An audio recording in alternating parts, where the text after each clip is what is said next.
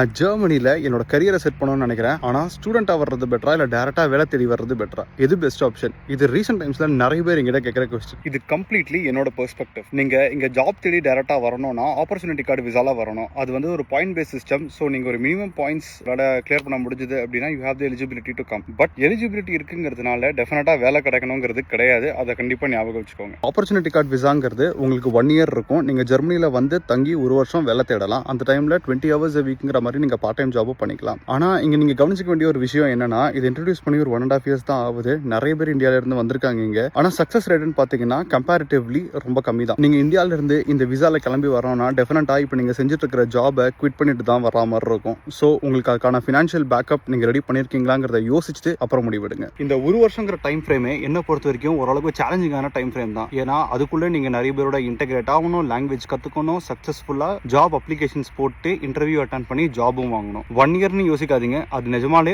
ரொம்ப கம்மி டைம் ஃப்ரேமா தான் எனக்கு தோணுது. அதுவே நீங்க ஸ்டூடெண்டா வரீங்கன்னா இங்க இன்னும் பெனிஃபிட்ஸ் அதிகமாவே இருக்கு. ஏன்னா நீங்க ஒரு 1.5 years கோர்ஸோ ஒரு 2 years கோர்ஸோ ஜாயின் பண்ணும்போது உங்களுக்கு அந்த டைம் ஃப்ரேம் மட்டும் இல்லாம அது முடிஞ்சதுக்கு அப்புறம் ஒரு 1.5 வருஷம் கூட கிடைக்கும் நீங்க ஜாப் தேடுறதுக்கு. இந்த கோர்ஸ் படிக்கும் போதே உங்களால லாங்குவேஜ் கத்துக்க முடியும், நிறைய பேரோட இன்டெகிரேட் ஆக முடியும், ப்ரொஃபசர்ஸோட கைடன்ஸ் கிடைக்கும், ஸ்டூடெண்ட் பெனிஃபிட்ஸ் இங்க நிறையவே இருக்கு. ஸோ அது எல்லாமே நீங்க யூஸ் பண்ணிக்க முடியும். ப்ரொவைடட் உங்க யூனிவர்சிட்டியில நிறைய கெரியர் ஃபேர்ஸ் அந்த மாதிரி நிறைய நடத்துவாங்க. ஆனா நீங்க இதுவே வந்துட்டு ஆப்பர்ச்சுனிட்டி கார்டு விசால வந்தீங்கன்னா இதுக்கான ஃபெசிலிட்டிஸ் உண்மையிலேயே ரொம்ப கம்மியா தான் இருக்கும். ஸ்டூடெண்ட் விசால வரும்போது ஆப்பர்ச்சுனிட்டி கார்டு விசா மாதிரியே பார்ட் டைம் ஜாபும் பண்ணிக்கலாம். அதில் எந்த டிஃபரன்ஸும் கிடையாது. 20 hours a week நீங்கள் ஒர்க் பண்ணிக்க முடியும். அதில் உங்களோட தேவையான செலவு நீங்கள் ஈஸியாகவே பார்த்துக்க முடியும். இது எல்லாத்தையும் தாண்டி உங்களுக்கு ஜெர்மன் மாஸ்டர்ஸ் டிகிரி கையில் இருக்கும். அது இங்கே ரெக்ரூட்டர்ஸ் உண்மையிலேயே ரொம்ப வேல்யூ பண்ணுவாங்க. என் லைஃப்லேயே நான் எடுத்த one of the best decisions இங்கே நான் மாஸ்டர்ஸ் படிக்க வந்தது தான். ஸ்டூடெண்ட்டாக வந்ததுனால எனக்கு நிறைய டைம் கிடைச்ச மாதிரி எனக்கு ஃபீல் ஆச்சு. அதை கரெக்டாக யூஸ் பண்ணி என்னால் பல பொட்டன்ஷியல் கான்டாக்ட்ஸை பில்ட் பண்ண முடிஞ்சது. அது இப்போ வரைக்கும் என்னோட கெரியருக்கு இங்கே ரொம்ப ஹெல்ப் பண்ணிக்கிட்டு இருக்கு. ஃபைனலாக இங்கே ஸ்டூடெண்ட்டாக வரலாமா இல்லை ஆப்பர்ச்சுனிட்டி கார்டு விசால டேரக்டா வேலை தேடி வரலாமான்னு யோசிச்சா என்னோட பெர்ஸ்பெக்டிவ் படி